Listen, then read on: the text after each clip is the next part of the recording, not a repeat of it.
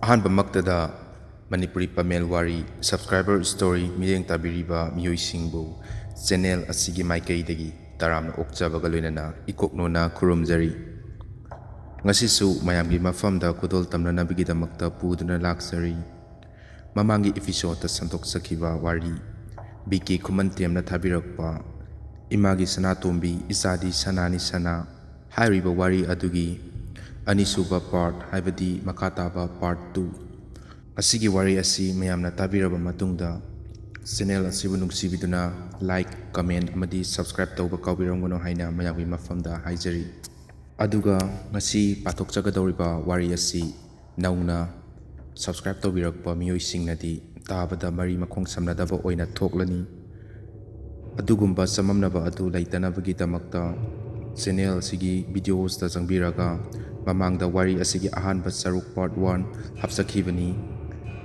ꯍꯥꯏꯔꯤꯕ ꯋꯥꯔꯤ ꯑꯗꯨ ꯇꯥꯕꯤꯔꯕ ꯃꯇꯨꯡꯗ ꯉꯁꯤ ꯊꯥꯒꯠꯆꯔꯤꯕ ꯋꯥꯔꯤ ꯑꯁꯤ ꯑꯃꯨꯛ ꯇꯥꯕꯤꯌꯨ꯫ ꯉꯁꯤꯒꯤ ꯋꯥꯔꯤ ꯏꯃꯥꯒꯤ ꯁꯅꯥꯇꯣꯝꯕꯤ ꯏꯆꯥꯗꯤ ꯁꯅꯥꯅꯤ ꯁꯅꯥ ꯃꯌꯥꯝꯗ ꯈꯨꯗꯣꯜ ꯇꯝꯖꯔꯤ, ꯇꯥꯃꯤꯟꯅꯁꯤ꯫ ꯐ꯭ꯂꯥꯁꯕꯦꯛ: ꯆꯟꯆꯟ: ꯅꯥꯎꯕꯤ, ꯆꯦꯆꯦꯒꯤ ꯅꯥꯎꯕꯤ, ꯅꯪ ꯊꯣꯛꯈ꯭ꯔꯣ꯫ ꯆꯦꯆꯦꯗꯤ: ꯑꯩꯁꯨ ꯊꯣꯛꯂꯛꯀꯗꯣꯏꯅꯤ, ꯅꯪ ꯍꯥꯟꯅ ꯊꯣꯛꯈ꯭ꯔꯣ꯫ ꯀꯩꯒꯤꯅꯣ ꯆꯦꯆꯦ, ꯄꯨꯟꯅ ꯊꯣꯛꯃꯤꯟꯅꯁꯦ꯫ ꯆꯦꯆꯦꯁꯨ ꯊꯣꯛꯂꯛꯀꯅꯤꯌꯦ꯫ ꯄ꯭ꯔꯤꯇꯤꯅ ꯃꯆꯦꯒꯤ ꯃꯈꯨꯠ ꯄꯥꯏꯗꯨꯅ ꯌꯥꯜꯂꯤ꯫ ꯃꯆꯤꯟꯗꯒꯤ ꯇꯥꯔꯛꯂꯤꯕ ꯏ ꯑꯗꯨ ꯎꯕꯗ ꯄꯥꯈꯠꯆꯩ꯫ ꯌꯥꯝꯅ ꯋꯥꯅ ꯉꯥꯡꯖꯔꯤ ꯋꯥ ꯐꯥꯎꯕ꯫ ꯃꯅꯥꯎꯅꯨꯄꯤꯕꯨ ꯃꯊꯥꯅꯨꯡꯗ ꯆꯦꯠꯅ ꯀꯣꯟꯁꯤꯟꯖꯩ꯫ ꯃꯈꯣꯟ ꯊꯣꯛꯇꯅ ꯅꯨꯡꯉꯥꯏꯇꯅ ꯀꯞꯆꯔꯤ, ꯃꯕꯨꯛꯅꯤꯡꯗ ꯁꯣꯟꯖꯩ꯫ ꯃꯃꯥ ꯕꯕꯥ, ꯅꯥꯎꯄꯤ, ꯅꯈꯣꯏ ꯃꯌꯥꯝ ꯑꯃꯨꯛ ꯍꯟꯅ ꯎꯕ ꯐꯪꯂꯔꯣꯏꯀꯣ꯫ ꯃꯅꯥꯎꯄꯤꯕꯨ ꯅꯨꯡꯁꯤꯅꯁꯨ ꯄꯤꯔꯤ ꯃꯈꯖꯥꯏꯗ, ꯑꯗꯨꯒ ꯍꯥꯏꯔꯛꯏ, ꯅꯥꯎꯕꯤ, ꯅꯪ ꯆꯦꯆꯦꯅ ꯍꯥꯏꯕ ꯏꯟꯒꯗ꯭ꯔꯥ ꯏꯜꯂꯣꯏꯗ꯭ꯔꯥ?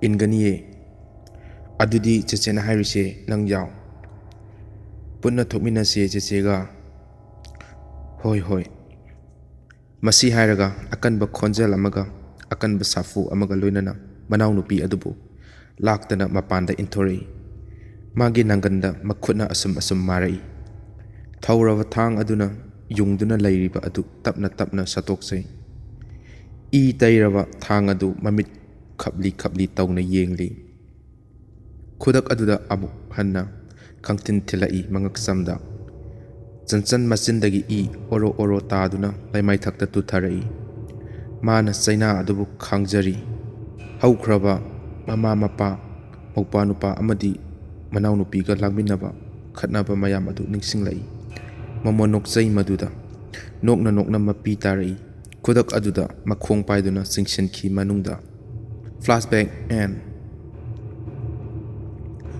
ꯔꯃꯥꯟꯗꯅ ꯃꯩꯅ ꯋꯥꯏꯕ ꯍꯧꯔꯛꯂꯕ ꯃꯆꯟꯅꯨꯄꯤꯕꯨ ꯆꯦꯟꯁꯤꯜꯂꯒ ꯀꯣꯟꯁꯤꯜꯂꯤ꯫ ꯃꯩꯅ ꯆꯥꯛꯄ ꯍꯧꯔꯛꯂꯤꯕ ꯑꯗꯨꯕꯨꯁꯨ ꯃꯨꯊꯠꯄꯤꯔꯝꯃꯤ꯫ ꯐꯅ ꯀꯨꯏꯅ ꯃꯩꯖꯥꯎꯕꯤ ꯍꯧꯅ ꯆꯥꯛꯂꯤꯕ ꯃꯩꯅꯨꯡꯗꯨꯗ ꯌꯦꯡꯗꯨꯅ ꯃꯆꯦꯕꯨ ꯀꯧꯗꯨꯅ ꯉꯥꯏꯖꯔꯝꯃꯤ꯫ ꯑꯗꯨꯕꯨ ꯃꯆꯦꯅ ꯈꯨꯝꯂꯛꯇ꯭ꯔꯕꯗꯨꯗ ꯃꯕꯨꯛꯅꯤꯡꯗ ꯃꯋꯣꯜ ꯃꯋꯣꯜ ꯈꯜꯂꯛꯏ꯫ ꯔꯃꯥꯅꯟꯗ: ꯅꯥꯎꯕꯤ, ꯆꯦꯆꯦꯗꯤ? ꯆꯦꯆꯦꯗꯤ ꯃꯅꯨꯡꯗ?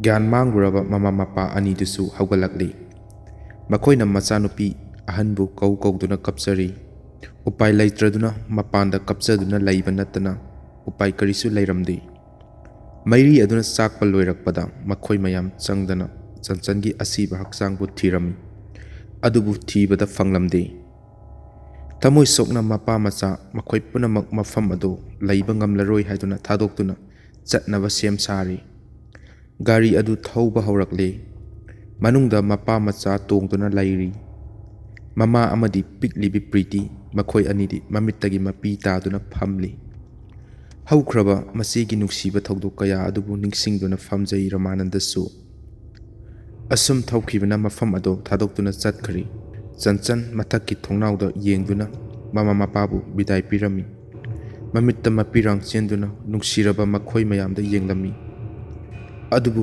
ꯃꯈꯣꯏ ꯃꯌꯥꯝꯅꯗꯤ ꯇꯨꯡ ꯍꯟꯅ ꯌꯦꯡꯊꯣꯛꯂꯛꯇꯕꯅ ꯎꯈꯤꯗ꯭ꯔꯤ꯫ ꯊꯧꯗꯣꯛ ꯑꯁꯤꯒꯤ ꯃꯇꯨꯡ ꯊꯥ 3ꯒꯤ ꯃꯇꯨꯡꯗ ꯔꯥꯖ: ꯚꯥꯏ, ꯏꯁꯩꯗꯣ ꯑꯃꯨꯛꯇ ꯂꯩꯊꯧ꯫ ꯁꯨꯔꯖ: ꯀꯩꯗꯧꯔꯒꯦ?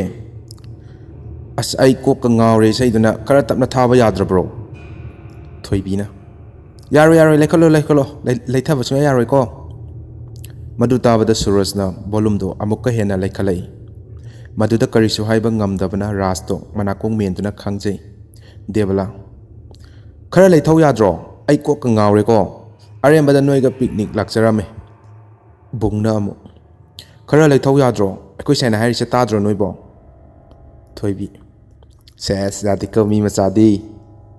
Ras. As kok loina si ewane. Ichan namu. Khangdre ai su kai haigadabno. Miun thawun ga yauraponi. Sunin. Bai ada yum phajaba ama leire. Maisu thale. Hotel oijalo sibo. Rasna. Adudi asida thuna thaujilo. Pungsu ayaure ngasigidi aduda leirose. Mayamsu laptakna leiriba yumjao aduda yengi. Manungda maingal ama ubadudasu amuk yengi. Mafam ado yaure. Get ado lolami. Makhoi mayamna kauduna yengi. Kanasu khumlakti. Get adu namkhaiduna sangba haurai. Yum adu mallaba yum mali. Makhoi mayam thong adugi manakta punna sangsili aduga thong thinba haurai. Ras. Yum sibu kana laige. Debalana. Kana laige. Thong cha amukta hangdokpiyo. Konjal adu tabada mathakta ngalaga leiramba adusu mutki. Mathanta aduga kudak adudasu thong adusu hangtorai. Makhoi mayam harauna mamon noktuna thong aduna haidora iba. Maikei aduda yengai. Ingangai. Kanasu leplaga leiramde manungduda thong aduna mathanta hangtorakpaduda. Tanjaduda rasna khajiktang hangduna leiramba thong adu. Mapung phana hangtoknaba thong adu makhongna khangkaw kawi. Maduda thong adu sabak fakna hangtorei. Manung adu mai thandabana imam mamlami. Makhoida yaurakpa torchlight amadi maikhet adu puthokduna khetpa haurai. Ahanba maikhet maru adu khetpada makhoi mayamda karino khangdaba sahum ama fanglami. Mai adu thanduna mafam adu yengba haurai. Mallaba yumga oibana ufan waiful thangba helami. Mathakta kaba haurai. Makhoi taruk khaidoknaduna yumbu adu laibra haina koikau kawduna thirami.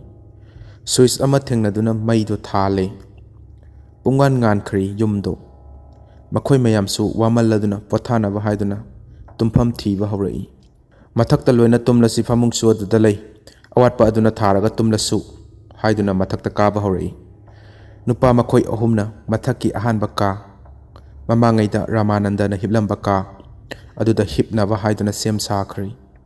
Thangnaba ka adudana nupi makhoi ahumak tumnaba sem sari. Chanchan amadi priti na hiblamba ka adubuni. Makhoi mayam hifam sem sabal loiraduna chanaba sin langba haurai. Chaba thakpa loirakpada pung 12 makhairom taramli. Tumnaba haiduna makhoi loinamak masa masagi kada changnakri. Nupa makhoi ahumdi isai hauna taduna nungaina leiri. Isanga thoibigadi tumnaba haiduna phamung kakhatkari. Debaladi chirup ama chamkhatuna magi mobile da game sanaduna leiri. Chirup adu thakna game adu yam kanna sanari. Waraduna pung yenglubada baro chap chana taramni. Mahakna yenglubada mamanabi anidudi phajana tumthakari. Mahaksu tumnaba haiduna sem sari. Tanjaduda mi amana murum sonbagi khonjel ama tarai.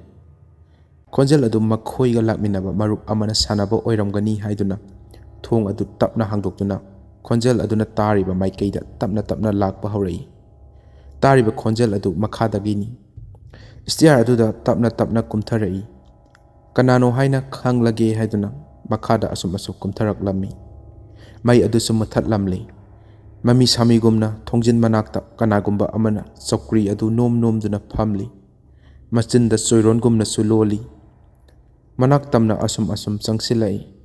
Debala. Ras lo sunin lo. Khonjal adu tabada chokri nomduna leiramba adu chap lefki. Yum mathak aduda karigumba amanasu grong sienbagum tarai. Maduda mathakta yengkhatli. Kudak aduda mai adusu khanglak lai. Amuk hana chokri aduda yenglubada kanasu phamlamdri. Matamduda mahak swai lawi. Singnaba akiba fawba haurai.